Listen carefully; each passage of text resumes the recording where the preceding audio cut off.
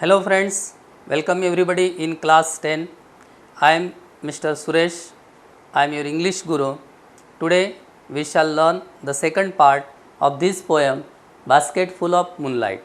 In the first part, we have already learned that this poem is an English translation of the poem written in Dongri language. This translation is made by Mr. Sunil Sharma, the well-known poet. The third thing is that the speaker of this poem is a small boy. In this poem, the speaker is asking or requesting the moon.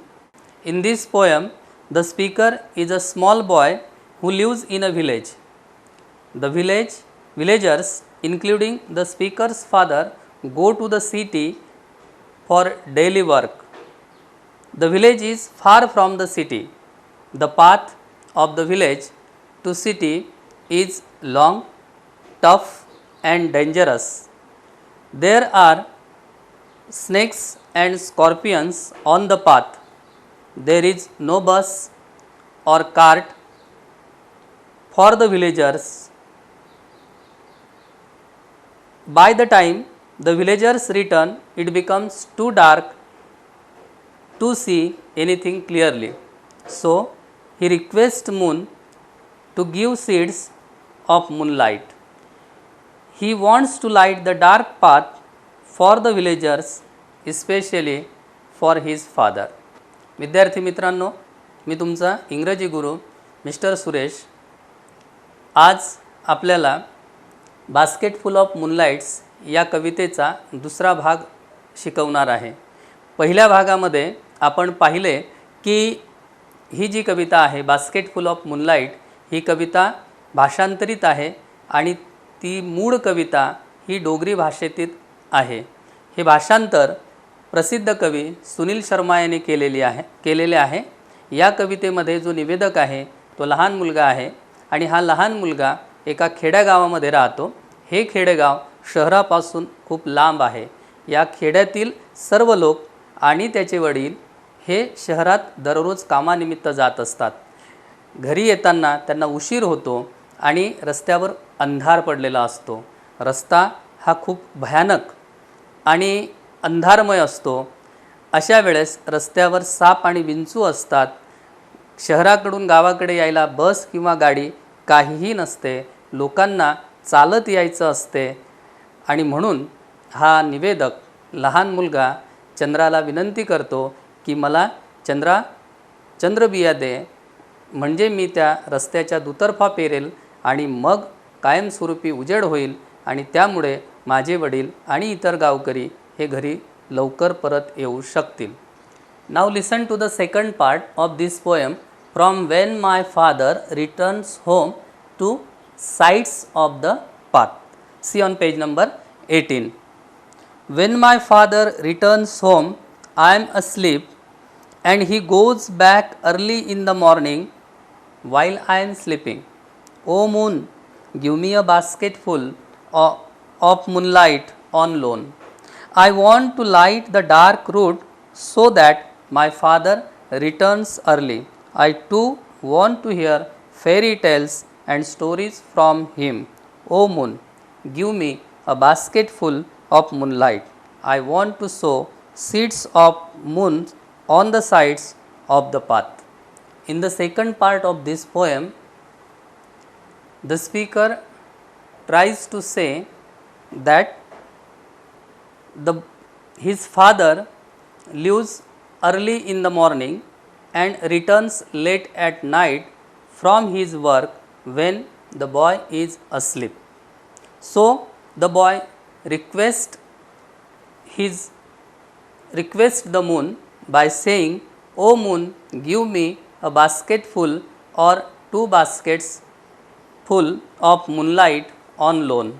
याचा अर्थ असा होतो की या निवेदकाला असं म्हणायचं आहे की जेव्हा त्याचे बाबा कामाला जातात आणि कामावरून रात्री घरी परत येतात तेव्हा तो झोपी गेलेला असतो. He wants to light the dark path to his village so that his father can return early in the evening. Like any other child, he wants to hear fairy tale and stories from his father. In another word, we can say that he is waiting for his father at evening, because like many small children, he too want to hear fairy tales and stories and the pleasant company of his father. याचा अर्थ असा होतो की हा जो निवेदक आहे, या निवेदकाला त्याचे वडील लवकर घरी यावे असे एवढ्यासाठी वाटते की इतर मुलांसाठी सारखं त्यालासुद्धा आपल्या वडिलांसोबत झोपताना रात्री परीकथा किंवा बेड टाईम स्टोरी ऐकण्याची इच्छा आहे. At last the speaker earnestly request the moon to give a basketful of moonlight so that he can sow the seeds of moon on both sides of the path that leads to the village from the city. It shows the small boy's anxiety and desire to light the dark path to his village with a light of moonlight forever. याचा अर्थ असा होतो की शेवटी आपल्याला असं म्हणता येईल की हा जो निवेदक आहे, या निवेदकाला अत्यंत उतावीळतेने त्या चंद्राला विनंती करायची आहे की तू दिलेल्या ज्या चंद्रबिया आहे त्या चंद्रबिया मी रस्त्याच्या दुतर्फा पेरेल आणि मग कायमस्वरूपी प्रकाश होईल. याचा असाही अर्थ होतो की दोन्ही बाजूने जर प्रकाश झाला तर शहराकडून संध्याकाळी परत येणारे लोक हे लवकर घरी परत येऊ शकतील. The speaker imagines that the moonlight or the light which will be created on both sides of the path will relieve his people from the painful sufferings caused by dark route of their village. Now we conclude the poem with these real and symbolic meaning.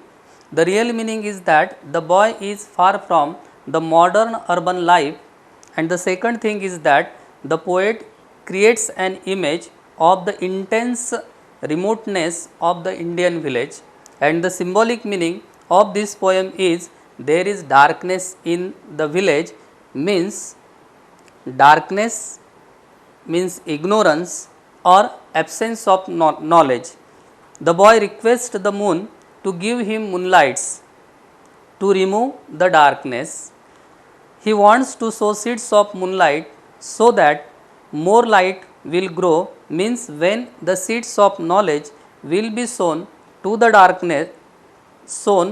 darkness is removed from the mind of his villagers permanently. He wants a permanent solution to the problem of his villagers. याचा अर्थ असा होतो की या कवितेमध्ये दोन प्रकारचे meaning आपल्याला पाहायचे आहे. कवीने दोन गोष्टी इथे सांगितलेल्या आहे. पहिली गोष्ट अशी की एक सत्यता या ठिकाणी दिसते की जो मुलगा खेड्यामध्ये राहतो तो अजूनही शहरातील काही फॅसिलिटीजपासून खूप लांब आहे. आणि दुसरी गोष्ट अशी की कवीने ही जी गावाची प्रतिमा निर्माण केलेली आहे, ही प्रतिमा भारतातील दूरवर असणाऱ्या इंटेरियर व्हिलेजसारखी प्रतिमा आपल्याला लक्षात येते. दुसरी गोष्ट या ठिकाणी सिम्बॉलिक मिनिंग असं दिलेलं आहे की कवीला असं म्हणायचं आहे की खेड्यात राहणाऱ्या लोकांना जो अंधार आहे तो अंधार अज्ञानाचा आहे आणि हा अज्ञानाचा अंधार त्या मुलाला कायमचा दूर करायचा आहे. म्हणून तो चंद्राकडे पाहून विनंती करतो आहे की मला तुझा प्रकाश दे, तुझा प्रकाश दे. याचा अर्थ असा होतो की तो प्रकाश मी रस्त्याच्या दुतर्फा लावणार, म्हणजे आमच्या गावामध्ये राहणाऱ्या प्रत्येक माणसाचा अज्ञानाचा अंधकार दूर करून त्यांना प्रकाशमय करेल, म्हणजेच त्यांना सुशिक्षित करेल, सुसंस्कारित करेल. आणि असे सुशिक्षित आणि सुसंस्कारित लोक जर गावात किंवा खेड्यात राहतील तर त्या गावाची समस्या ही कायमस्वरूपी नष्ट होईल. नाव the appreciation of the poem basket full of moonlight. Look at the blackboard. The first point, title. The title of the poem is basket full of moonlight. Second point, author or poet. We have already learned that poem. This is an English translation of a Dogri language poem. It is translated by Sunil Sharma. Third, rhyme scheme. There is no rhyme scheme. This poem is written in free verse. Point number 4, figure of speech. Alliteration, repetition, apostrophe, personification. These 4 figure of speech are used in this poem. Now the central idea or theme of the poem. A small boy requests the moon to lend him some moonlight to light the dark path from his village to city where the villagers go to work every day. I think you better understand the poem.